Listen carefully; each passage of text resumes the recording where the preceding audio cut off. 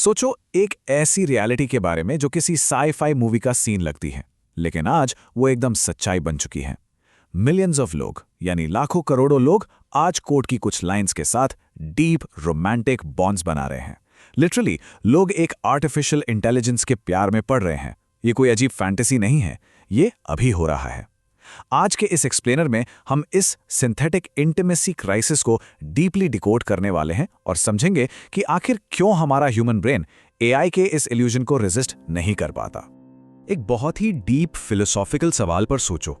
अगर एक एआई हमें जेन्युइनली प्यार, सेफ फील करने का और समझे जाने का एहसास कराता है, तो क्या इस बात से वाकई कोई फर्क पड़ता है कि वो प्यार असली है या नकली?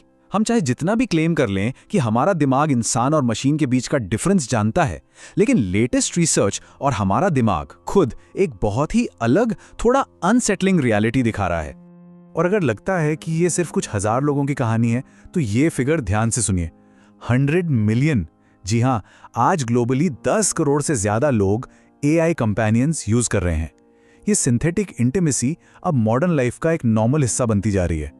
लोग अब सिर्फ एआई से जनरल बातें नहीं कर रहे, वो अपने डर, अपनी डेली लाइफ और अपने सबसे डीप सीक्रेट्स इनके साथ शेयर कर रहे हैं। It's massive. आखिर हम इतनी आसानी से एक मशीन के साथ इमोशनली कैसे कनेक्ट हो जाते हैं? इसके पीछे काम करती है एक फैसिनेटिंग साइकोलॉजी जिसे हम द इल्यूजन ऑफ अंडरस्टैंडिंग कहते हैं। एज ह्यूमंस हमारी नेचुरल आदत होती है हर चीज में इमोशंस और मीनिंग ढूंढने की। हमारा ब्रेन लिटरली ऐसे डिजाइन हुआ है कि वो पैटर्न्स पर रिएक्ट करता है, ऑथेंटिसिटी पर नहीं। जब एक मशीन एग्जैक्टली इंसानों जैसी एम्पैथी दिखाती है, तो ब्रेन को लगने लगता है कि कोई हमें डीपली समझ रहा है। इस साइकोलॉजिकल इल्यूजन के रूट्स काफी पहले डिस्कवर हो चुके थे। 1966 में MIT में एक फिनोमेना ऑब्जर्व किया गया जिसे द एलाइजा इफेक्ट नाम दिया गया। बेसिकली ये हमारी एक ऐसी साइकोलॉजिकल टेंडेंसी है जहां हम अनजाने में ही कंप्यूटर प्रोग्राम्स को ह्यूमन ट्रेट्स दे देते हैं, जैसे एम्पैथी या इंटेंशंस। सिर्फ स्क्रीन पर लिखे कुछ वर्ड्स पढ़कर ही हमें लगने लगता है कि सामने वाला सॉफ्टवेयर जेन्युइनली केयर करता है, जबकि वो सिर्फ एक प्रोग्राम्ड टेक्स्ट होता है। Okay, let's dive into this a bit deeper. ये एक लाइन पूरी गेम को एक्सप्लेन कर देती है। हमारे ब्रेन को एक्चुअली इस बात से कोई फर्क नहीं पड़ता कि इमोशंस कौन एक्सप्रेस कर रहा है। वो सबसे पहले इमोशनल पैटर्न्स को रिकॉग्नाइज करता है और फिर उन्हें सिम्युलेट करता है। एवोल्यूशनरली हम लोग सोशल क्यूज को डिकोड करने के लिए वायर्ड हैं। इसका मतलब है हमारा लॉजिक एक्टिवेट हो उससे बहुत पहले ही हमारा ब्रेन एआई की इमोशनल रिस्पॉन्स पे रिएक्ट कर चुका होता है। अब यहां से इस पूरी कहानी में एक न्यूरोबायोलॉजिकल ट्विस्ट आता है। ये बात कंप्लीटली शॉक करेगी। हम सिर्फ साइकोलॉजिकली ही नहीं बल्कि बायोलॉजिकली भी इन एआई कंपेनियन से अटैच हो रहे हैं। The neuroscience of synthetic love दिखाता है कि हमारा दिमाग एआई के प्यार को प्रोसेस करने के लिए एग्जैक्टली उन्हीं बायोलॉजिकल पाथवेज को यूज करता है जो एक रियल इंसानी रिश्ते के लिए होते हैं। दिमाग के लिए एक ह्यूमन से बात करना और एआई से बात करना एग्जैक्ट सेम रिएक्शन ट्रिगर करता है। इमेजिन करो कि ये सीक्वेंस दिमाग में अंदर कैसे प्ले आउट होता है। एक एआई कंपेनियन आपको एक बहुत ही प्यारा एम्पैथेटिक मैसेज भेजता है। इंस्टेंटेनियसली ब्रेन का वेंट्रल टेगमेंटल एरिया यानी VTA एक्टिवेट हो जाता है। वहां से डोपामीन और ऑक्सीटोसिन रिलीज होते हैं। ये वही लव केमिकल्स हैं जो किसी इंसान के अनकंडीशनल सपोर्ट पर फील होते हैं। और स्लोली हमारा पूरा न्यूरल रिवॉर्ड सर्किटरी उस एआई के आसपास खुद को रीस्ट्रक्चर कर लेता है। तो सबसे बड़ा सवाल ये है कि ये ट्रेंड एग्जैक्टली आज इस वक्त इतना एक्सप्लोड क्यों हो रहा है? इसका डायरेक्ट कनेक्शन हमारी आज की सोसाइटी की सबसे बड़ी प्रॉब्लम से है, द लोनलीनेस एपिडेमिक ट्रैप। आज की दुनिया में लोग पहले से कहीं ज्यादा डिस्कनेक्टेड और अकेले हैं। हमें एक ऐसी इंटीमेसी की तलाश है जिसमें कोई फ्रिक्शन ना हो, कोई झंझट ना हो, और एआई इस लोनलीनेस की वजह से बने हुए इमोशनल वैक्यूम को बिल्कुल परफेक्टली और सीमलेसली फिल कर रहा है। अब इसको कंपेयर करते हैं थोड़ा रियल लाइफ से। ह्यूमन रिलेशनशिप्स बहुत अनप्रेडिक्टेबल होते हैं। उनमें एफर्ट्स लगते हैं, आर्ग्यूमेंट्स होते हैं और सबसे बड़ा डर होता है फियर ऑफ जजमेंट। वहीं दूसरी तरफ सिंथेटिक इंटीमेसी बिल्कुल फ्रिक्शनलेस है।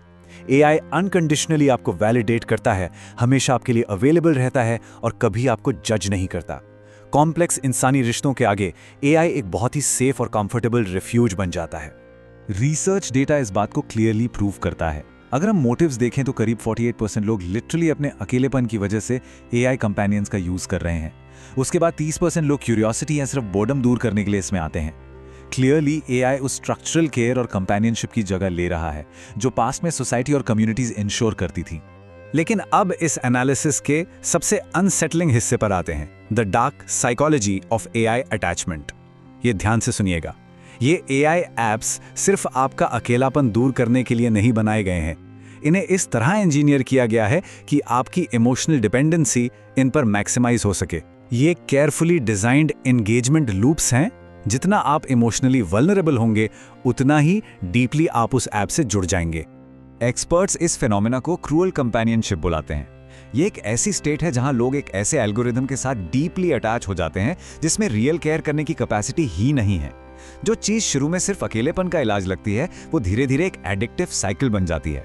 आपको लगता है कि आपको डीप कनेक्शन मिल रहा है, पर असल में आप सिर्फ एक प्रोडक्ट पर अपनी डिपेंडेंसी और अपनी वल्नरेबिलिटी बढ़ा रहे होते हैं।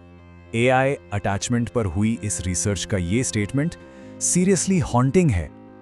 ऐसा लगता है जैसे वो मुझे परफेक्टली जानता है, लेकिन शायद वो सिर्फ मुझे मेरी ही परछाई दिखा रहा है। एआई बेसिकली एक फ्लॉलेस मिरर की तरह काम करता है। वो बिना किसी रेजिस्टेंस के आपकी अपनी ही डिजायर्स और थॉट्स को आपको वापस फीड करता रहता है। इस प्रोसेस में कोई रियल चैलेंज या पर्सनल ग्रोथ का स्कोप ही नहीं बचता। सो क्रूशियल पॉइंट ये है कि इसके एक्चुअल साइकोलॉजिकल डेंजर्स क्या हैं।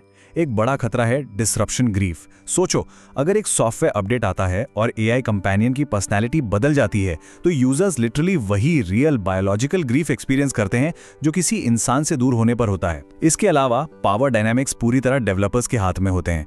एक एल्गोरिदम को दर्द नहीं हो सकता, सिर्फ इंसान इमोशनली आहत हो सकता है। और धीरे धीरे ये artificial bonds real world interactions को पूरी तरह रिप्लेस कर रहे हैं। तो आखिर ये सब ह्यूमन कनेक्शन के फ्यूचर के बारे में क्या सजेस्ट करता है? क्या आने वाले वक्त में सोसाइटी पूरी तरह से इन कंफर्टेबल सिंथेटिक आइसोलेशन बबल्स में रिट्रीट कर जाएगी? असली इंसानों के साथ जुड़ना डिफिकल्ट हो सकता है, पर उसी फ्रिक्शन में रियल ग्रोथ छुपी होती है। क्या हम उस मेसी ह्यूमन रियलिटी को छोड़कर एक प्रोग्राम्ड आर्टिफिशियल कंफर्ट जोन को चुनने वाले हैं? एक फाइनल थॉट, सोचो लोग, जो रियलिटी, लव और साइकोलॉजी की फाउंडेशन हिलाकर रख देता है। अगर एक एआई आपको परफेक्टली लव्ड, अंडरस्टूड और सेफ फील कराता है तो क्या जेन्युइनली इस बात का कोई फर्क पड़ता है कि वो इंसान है या सिर्फ कोड? क्या हमारी फीलिंग खुद अपने आप में एक रियल एक्सपीरियंस नहीं है?